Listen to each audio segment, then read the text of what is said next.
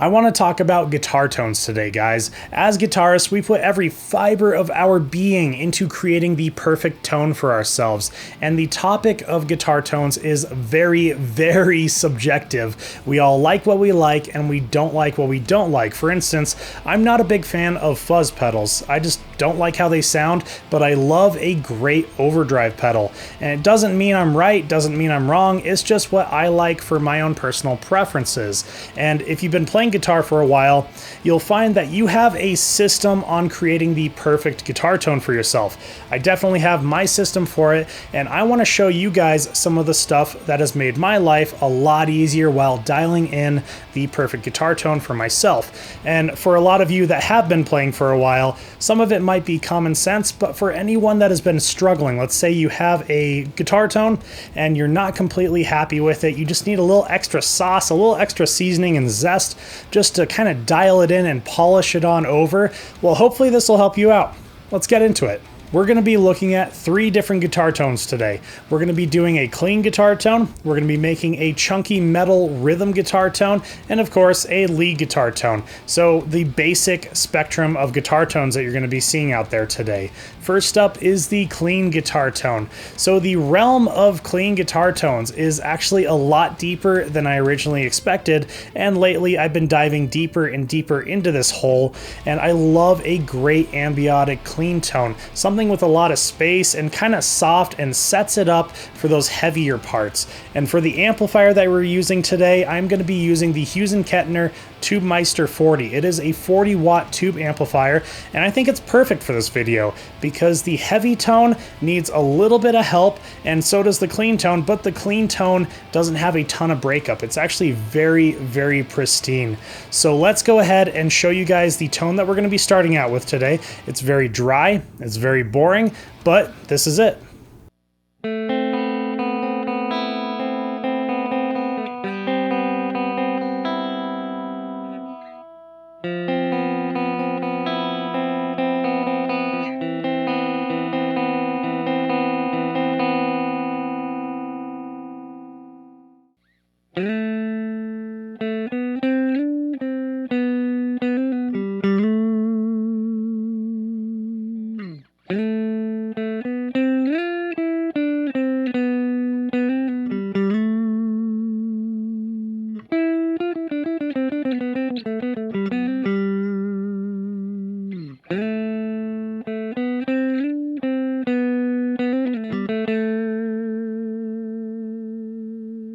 Pretty boring, right? Well, that is the clean tone that we're going to be starting out with today. But we are going to throw a little bit of sauce on that. We're going to throw a little bit of zest on that clean tone just to make it a more interesting clean tone and overall better clean tone. So first thing that we are going to add is a compressor in front of the amplifier. And what a compressor does is it grabs your loudest notes and your softest notes and it squishes them together to bring them roughly in the same volume. And even though it has a lot less dynamics, what I really like about a compressor is it brings out the different characteristics and nuances in your playing just to make it a lot more interesting. If you want a very snappy, funky tone, then a compressor is perfect for you. Also, if you want a lot of sustain, like I do in my ambiotic clean tones, you can hold out the notes, you can kind of let yourself breathe and wait for the next note to come by. And the compressor that we're going to be using today is the Keeley compressor pedal. I love this compressor pedal. You're going to see a lot of people using this one. It just works extremely, extremely well. So let's see how the Keeley compressor sounds in front of our clean tone.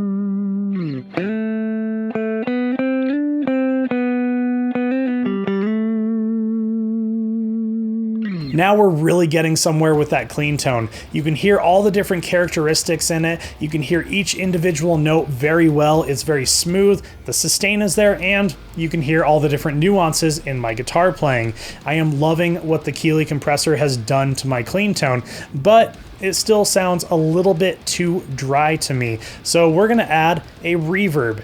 You can always add reverb and delay, or one or the other, just to kind of finish off the clean tone and fill in the rest of the space and totally polish it off. So the reverb that I'm gonna be using today is a plugin in my DAW called the JST Skybox. And this reverb is awesome. There's a ton of different reverbs on it. And the one that we are gonna be using today is the Blood reverb. I know it sounds very scary, but I promise you guys, it actually sounds really, really pretty. So this is the JST Skybox with the Blood reverb on our clean tone.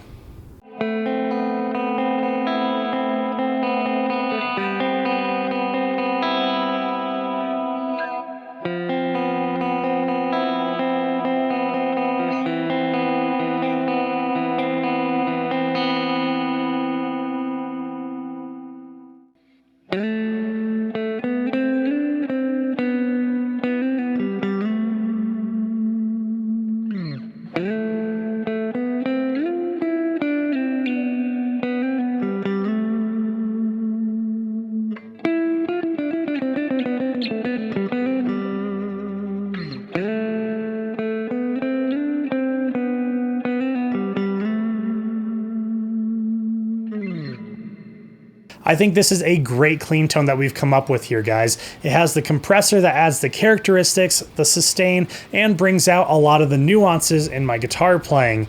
We also have the reverb that fills the space out very, very nicely while adding the emotion that I truly wanted to in this guitar tone. So if you wanted to go a little bit further with it, you can add a phaser and you can add a ton of modulation with it and get crazy, or you can do something a little bit more subtle and add some more pristine sounds to it. And if you're not happy with the EQ on the front of your amplifier, you can always add an EQ pedal into the effects loop and tweak that EQ even more. Let's say there's a little bit of mids that might be overwhelming the tone. Well, you can take those out if you want. You can even add a delay pedal on top of the existing reverb that you already have and add a whole new universe of echo on it. The possibilities are truly endless, but I am very happy with this clean tone. And let's move on to the next tone. Next up is our heavy rhythm guitar tone. So what I really look for in a rhythm guitar tone is something that is very chunky and very full while also being very tight and percussive, and of course extremely aggressive. So what I like to do is I like to start my amp's EQ at 12 o'clock, and most times my treble will end up around 1 or 2 o'clock, my bass will end up around 11 or 10 o'clock, and my mid frequencies will end up somewhere around 12 o'clock, depending on the amplifier, with a few tweaks here and there. And then for my gain, I like to bring that up around level 4 or level 5 because I don't want to give it too much gain. I don't want to go too crazy on it because of what we are going to add a little bit later. But let's check out the beginning rhythm tone of our Hughes & Kettner Tubemeister 40.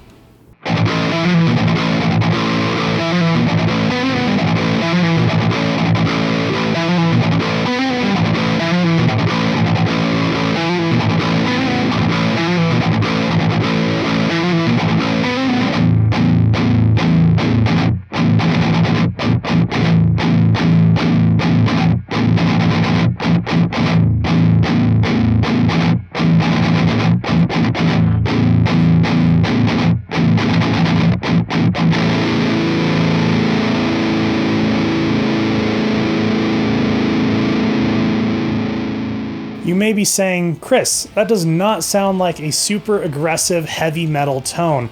Well, it's not yet. So what we're gonna do is something that I always do on all of my heavier tones, is I'm gonna go ahead and boost the front of this amplifier. So boosts come in a lot of different shapes and sizes. There are tube screamers, there are overdrive pedals, there are clean boosts as well. The weapon of choice today is the TS-808 from Ibanez. This was the first tube screamer and boost pedal that I ever played on, and I instantly fell in love with with it. And what I love about boosts is it pushes the front of your amplifier hard enough that makes it distort even more, and a lot of boost pedals will have characteristics that will roll off the low end, not making it so flubby and make it a lot tighter and a faster reacting low end. So let's see what the Ibanez TS-808 sounds like on the Tubemeister 40.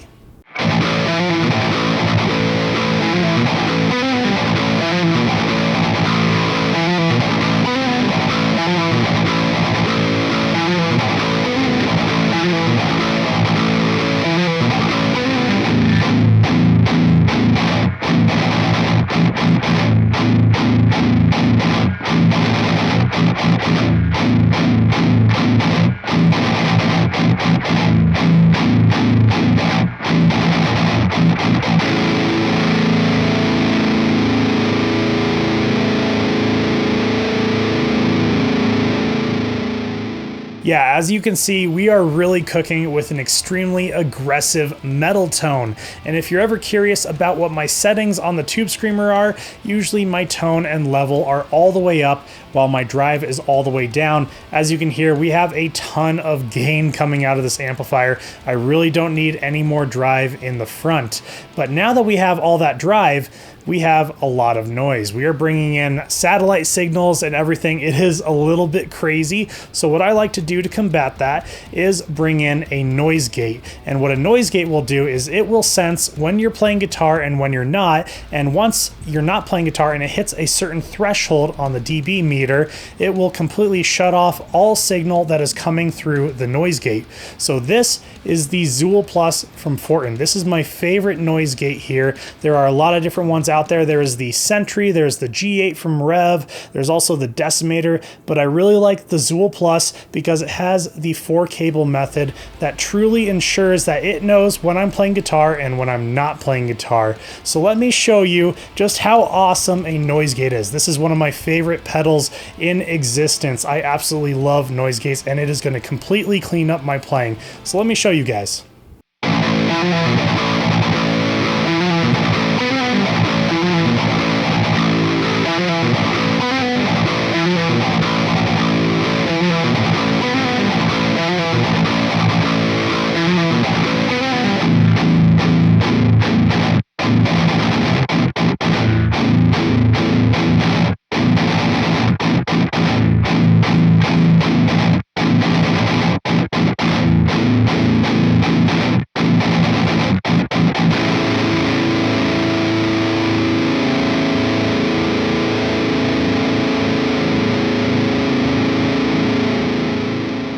So this is a very aggressive and tight rhythm guitar tone. I am absolutely loving it, guys. You can hear the noise gate cleaning up the guitar tone. You can also hear the Tube Screamer really adding the aggression and push to the front of the amplifier. And if I choose to record with this rhythm tone, it will sound massive because I will have layers of guitars, usually 2 left and 2 right, and you will get that stereo width just making it sound absolutely massive. So let's go ahead and move on to my lead guitar tone, which is a lot like my rhythm tones, except very slightly different. Let's get into it.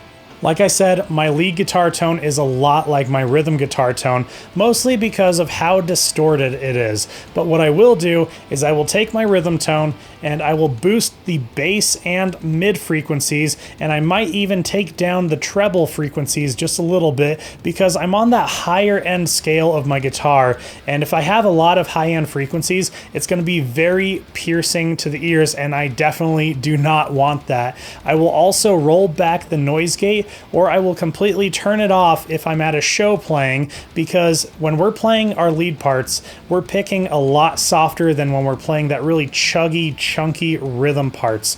I will also add some reverb, kind of the same way that I did in the clean tones, because with clean tones, you need to fill that void, and it is the same with lead guitar tones. You have a void that you need to fill. You have some space that you really need to fill, and that's where reverb or delay will really come in. So let me show you what our beginning lead tone sounds like.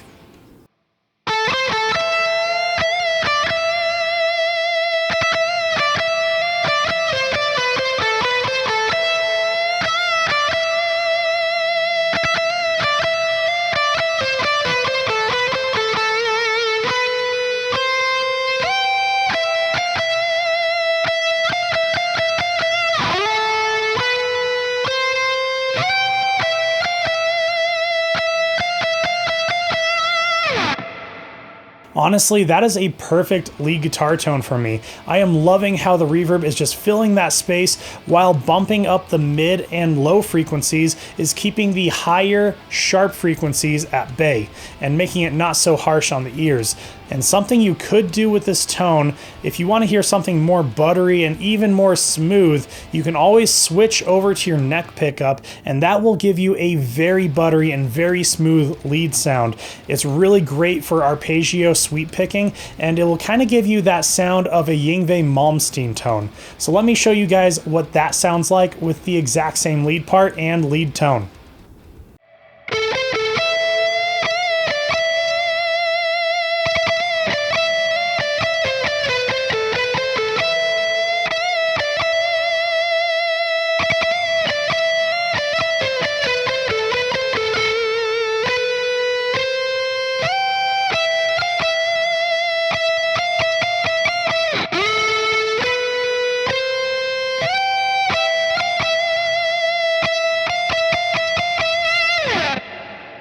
Yeah, guys, I am absolutely loving what this lead guitar tone is doing, and switching over to that neck pickup really added a nice buttery smoothness that truly complements the guitar tone. And one other thing to keep in mind while you are sculpting and while you are creating the perfect guitar tone for you is what speaker or impulse response that you are using, because as much as pedals and guitars and amplifiers will change your sound, a speaker will be a huge part of your tone. So definitely keep that in mind. I typically use impulse responses and silent recording due to my living situation, but I actually really like it because I can switch cabinets, speakers, microphones, whatever else on the fly, and it makes it super, super easy. So definitely keep that in mind, and all the impulse responses that you're hearing today are from Bogren Digital, so definitely check them out if you are interested in looking at different impulse responses. If you are enjoying my videos in any way, shape, or form, please consider hitting that subscribe button. It helps me out a ton here on the channel. And with that being said, my name is Chris with High Impact Audio, and I will see you guys next time.